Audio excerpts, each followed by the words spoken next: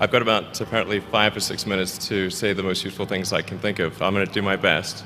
Um, the and it was suggested that I distill things down to three items. I think I'll go with four, and I'll try. I think these are pretty important ones. Some of them are going to sound like, well, you've heard it before, but it's worth re-emphasizing.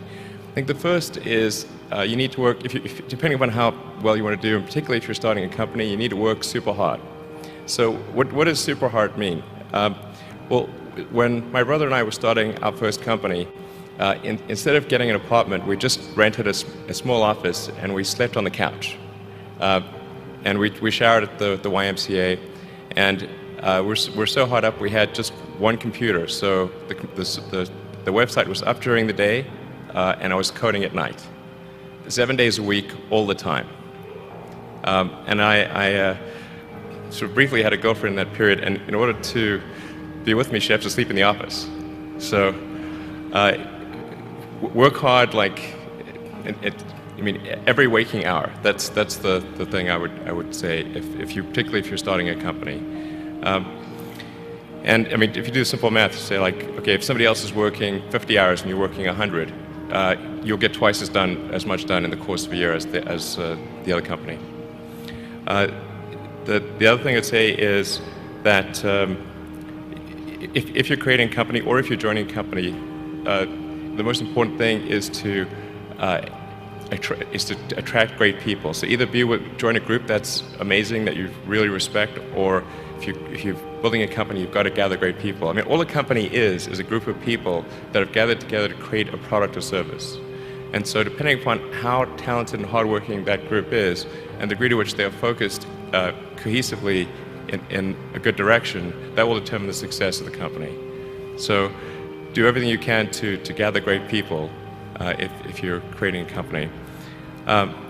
Then I'd say focus on signal over noise.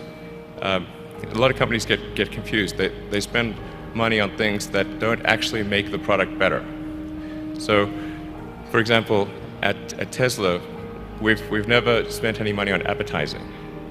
We put all of the money into R&D and manufacturing and design to try to make the car as good as possible. And I think that's the way to go. So for any given company, just can keep thinking about, are these efforts that people are expending, are they resulting in a better product or service? And if they're not, stop those efforts. And then the final thing is to sort of don't just follow the trend. So you may have heard me say that it's good to think in terms of the physics approach, or first principles, which is, rather than reasoning by analogy, you boil things down to the most fundamental truths you can imagine, and you reason up from there. And this is a good way to figure out if something really makes sense, or if it's just what everybody else is doing. It's hard to think that way. You can't think that way about everything. It takes a lot of effort. But if you're trying to do something new, it's the best way to think. And that framework was developed by physicists to figure out counterintuitive things like quantum mechanics. So it's really a powerful method. Anyway, so that's, and then I think that the final thing I would encourage you to do is, now is the time to take risk. You don't have, you don't have kids. As you get older, your obligations increase. So and once you have a family, you start taking risk not just for yourself but for your family as well. It gets much harder to do things that might not work out.